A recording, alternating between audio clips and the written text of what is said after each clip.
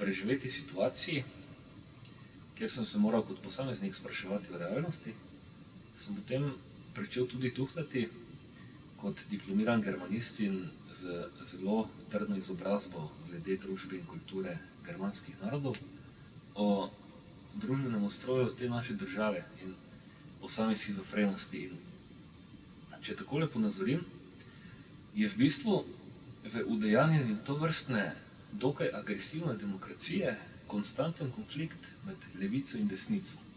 Jaz si predstavljam, da v družbi blaginje parlament, torej tudi politika, parlament in vlada, pomeni tisto vrhovno pamet, ki sredstva, kulturne dogodke in to nekako smiselno deli po celi državi, da se razvija skladno s politiko tudi kultura in nek duh naroda, zavest naroda. Ni politika samo nekaj, kjer se nahajajo tajkuni, narti pa nekaj druga. To je povezano skupaj.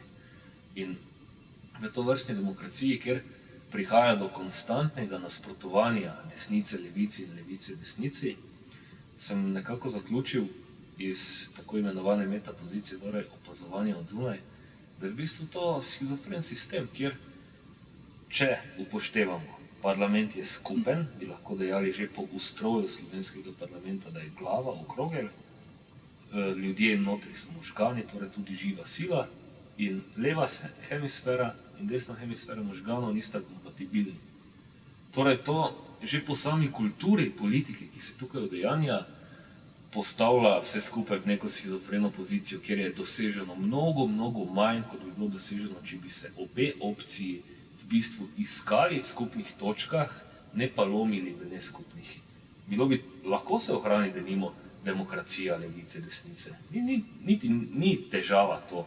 Težava je udejanjanje te ideje, ki bi jo bilo treba uglasiti na zdravo raven, da se to, kar denimo vladajoča trenutna opcija pozabi, druga opcija dopolni.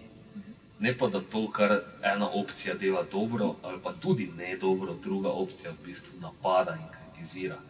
In če se potem živiš kot posamezen subjekt v to politiko, ki jo tu udejanjamo, dejansko dobiš, tako kot večina ljudi že reče, odpor in tako preproste gospe, ki jih srečujem, ko delam na televiziji, mene pa politika sploh več ne brigle, ker se vsi samo lažejo.